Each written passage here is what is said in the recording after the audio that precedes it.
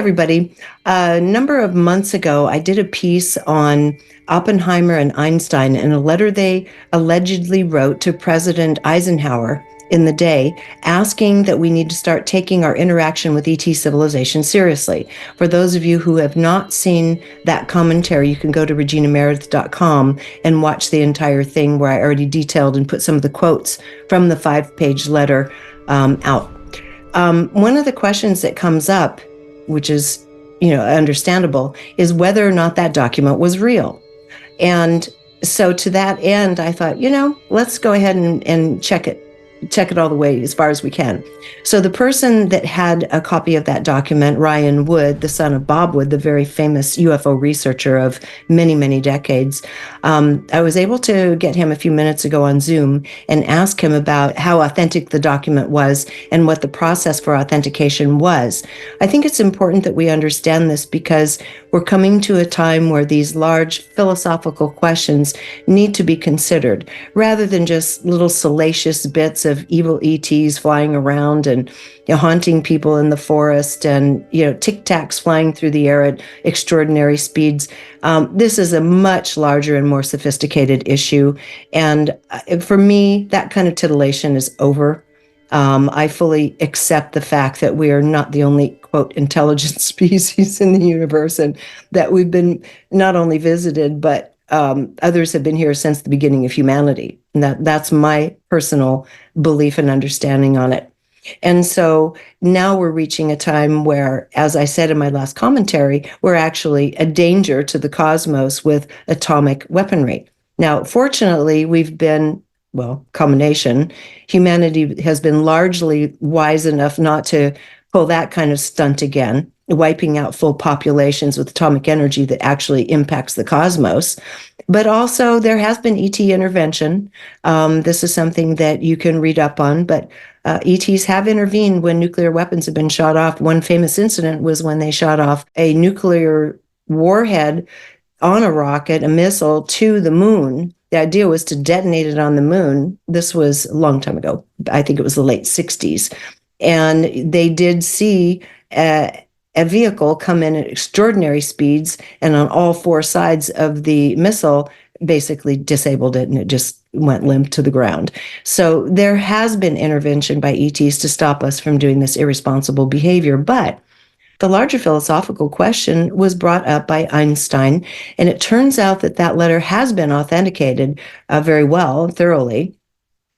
And it is believed that the person who actually wrote the letter was Einstein himself. And Ryan Wood is going to explain this to you in just a moment. And that he and Oppenheimer were working together, and Oppenheimer also signed on the letter. So this is both of their philosophical understandings of the situation and questions as to how to approach it in the future. So let's go to Ryan Wood. Great to be here and share some insights. What was originally discussed in 2008 at the UFO Crash Retrieval Conference.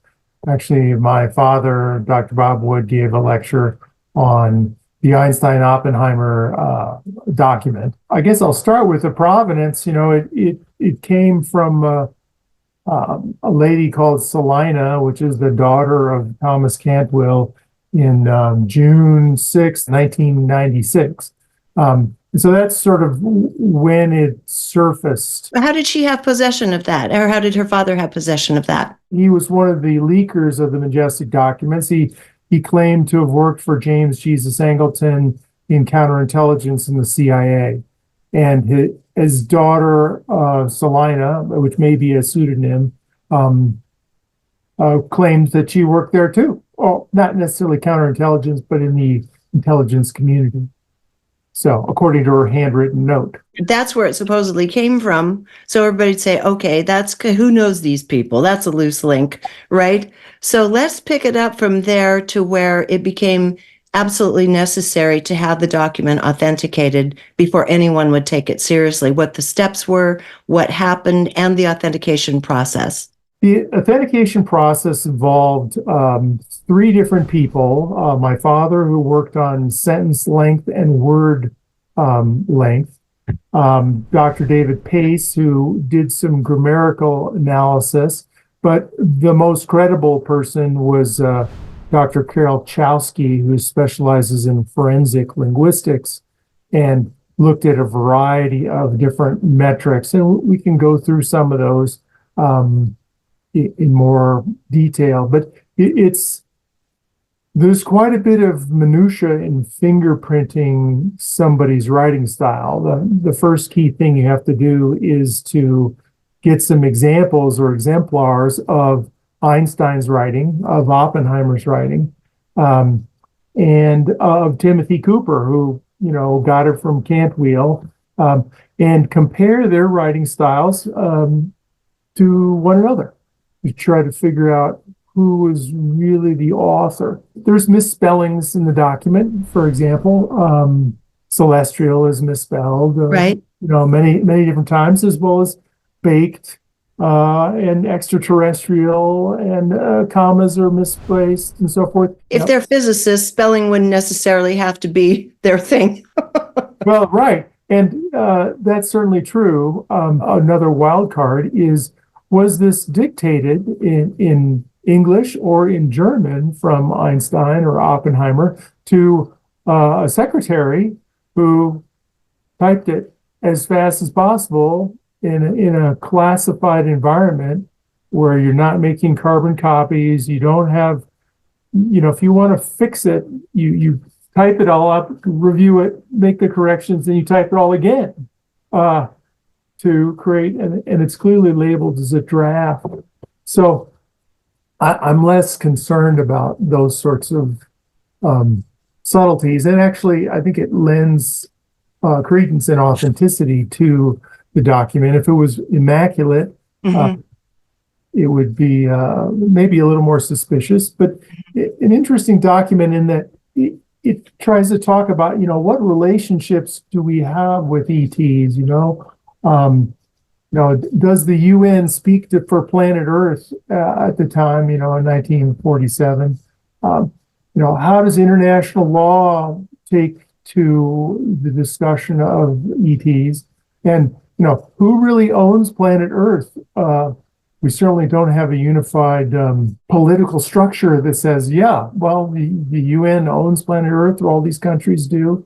It's a quagmire and a complicated set of questions that were posed to Einstein at the time, in my opinion. I'll be chatting about this a little bit too in terms of the contents of that letter. But for you and your father, Bob Wood, who has seen pretty much everything under the sun, and especially with the access to MJ12 documents, what was to you both the most profound thing about that document when you first came in contact with it? Because it would be shocking to most of the world if they knew about it. Yeah, I think that it was really the abstract high-level questions around the law and interplanetary relationships.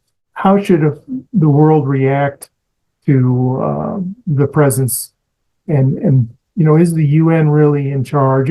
It's sort of a combination legal, political discussion over some 5 pages.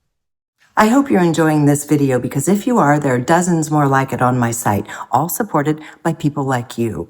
So if you'd like to keep this work rolling in and join our community, just click on the Patreon button at reginameredith.com. That also gives you access to insider commentary, my live book club, and other live events with special guests. So join in. Thanks. For most people, the most shocking part is that those who still think that extraterrestrial civilizations are just some kind of frivolous woo-woo thing. It's hard to believe people still believe that, but the majority of the population on the planet either hasn't given it consideration or believes that. I think for a lot of people, the most shocking part is that both Einstein and Oppenheimer were clearly aware. And now, whether it was a personal understanding or whether it's that they had very high clearance, and so they were acutely aware, because of government's participation with extraterrestrial civilizations. The point that they both make here is that they visited us, and how do we conduct ourselves in light of that into the future, in terms of, do we invite them to be among us? to learn from them, to share information, that they were very, not only open to all this, they're making assumptions that ultimately we are going to be interfacing with these extraterrestrial civilizations. And I think that was the most shocking part to most people. Your thoughts on that? You said it very well, Regina. I mean, I'm impressed. That was well dialogued. The authenticity of it is again focused around comparing known documents with this particular documents, and then pinpointing sort of who the authorship really is. Einstein also had an address to the United Nations, which was fairly lengthy, and that I found to be particularly interesting. And I could probably read it here to you. Yes, I would love to hear it. If you could read an excerpt from it, that would be wonderful. And this is from Einstein to the United Nations. United Nations. Please share. As I see it, this is the way for the nations of the world to break the vicious circle which threatens the continued existence of mankind, as no other situation in human history has ever before done. We are caught in a situation in which every citizen of every country, his children, and his life's work are threatened by terrible insecurity, which reigns in our world today. The progress of technological development has not increased the stability and welfare of humanity because of our inability to solve the problem of international organization. It has actually contributed to the dangers which threaten peace in our very existence of mankind. It's a mouthful, but he wrote that in 1947 or so. I don't know the exact date. This is good. And then it still applies today. AI is coming. There's wars in the Middle East. Our global cooperation is degraded, but trying to be rehabilitated into a freer, open, democratic society. But it's still really challenged. The ETs are looking upon us and say, we're pretty out of control. From all the inhumanity to man and all the 3 or 4 billion people on planet Earth that are undernourished, on less water, less education, in dire straits, the haves and have-nots. I mean, the authenticity of the document, according to our research, is that Einstein was the author and not Oppenheimer, nor Tim Cooper. So that's the key. And there's words supranational, and there's words in German. So do you suppose Oppenheimer then, does it appear that he lent his signature to it because he was in agreement? And these are things they had discussed privately, because it sounds like they had quite a close relationship personally and philosophically. Yes, I completely agree. And even the handwritten notes of Vannevar Bush's signature on the end, the characteristic VB, which we've seen in many other authentic documents. So any faker, why put that on there? I mean, right. There's a lot of different metrics. I mean, you can look at word length and sentence length and percentage of complicated or hard words and various gunning fog index or other types of indexes. And then Carol Chowsky, who's she's a paid lawyer, forensic linguistics, shows up in court and testifies for all these sorts of activities. She looks at adjectives and conjunctions and modifiers, nouns, prepositions, verbs, adverbial clauses, injections, and goes through it in a very detailed way to fundamentally determine authorship. I mean, she uses a computerized system that compares the question document, the leaked document, and all the known writing of Einstein and Oppenheimer. And so, there's like 20 different documents that we use as known writings from the Institute of Advanced Studies at Princeton that Einstein had, and some other documents from Oppenheimer. And so her determination, this is This was this was Albert Einstein speaking. Yeah, Albert Einstein speaking. And as you mentioned, I think, Oppenheimer, agreed. Right. You And know, signed his name to it. From what your understanding of top level clearance and such, that certainly Oppenheimer must have had very high level clearance. And Right. did Einstein have high level clearance as well? I don't know for sure, but given the fact that he was, one of the smartest people on the planet at the time, he no doubt was briefed in on some aspects of the atomic bomb and the Manhattan Project, and had, a top secret Q clearance, and was definitely, cleared. There are some rumors that he actually visited the Roswell crash site and things like that. But there's no way of knowing for sure. But it's certainly logical to believe that. Yeah, makes sense. He Yeah. was clearly a global philosophical thinker, more than a mathematician, and a Right. very close confidant of Oppenheimer, who again had some deep regrets over what they had created. So, any final thoughts on this, Bob, before we say goodbye?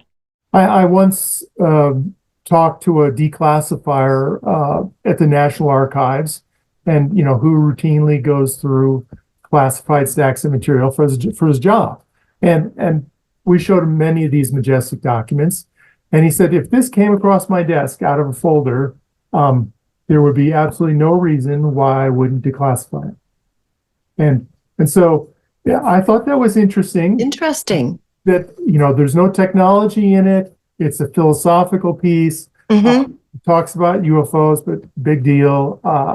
And so he would have declassified it and sent it on its way, and it would be sitting in a folder someplace in the National Archives. So that's, I guess, my final thought. Well, thank you so much, Ryan, for taking the time to talk with us about that today. I just wanted to get a little more clarity on it because the other piece, and Pella Harris and I have also talked about this on Gaia, might leave a person wondering, but is it real? So I wanted to go to the source, you. All right. Thanks. Thank Glad you to so help. much, Ryan. I'm happy to have that sorted through. So if anybody has any more questions about this, we can lay them aside and say, yes, there were cooler minds, more intelligent minds prevailing even in the day. Now, this was just before the Roswell crash, by the way, this letter that was composed and sent off. Eisenhower apparently never received it. George Marshall, military industrial complex, he intervened and said this would not be of interest. And who knows what would have happened anyway in the day. This was many decades ago, but today I think it's something that we need to take into consideration. So anyway, there you have it. Appears the letter was authentic, written by Einstein, agreed to on all levels philosophically with Oppenheimer, and signed by Oppenheimer as well. So that's the part of the story that the film Oppenheimer oddly doesn't share. Until next time, thank you for joining us here on reginameredith.com. If you enjoyed this video, be sure to subscribe to my YouTube channel, and you might also want to consider joining Patreon, which allows me to keep all of this content free and available to everyone.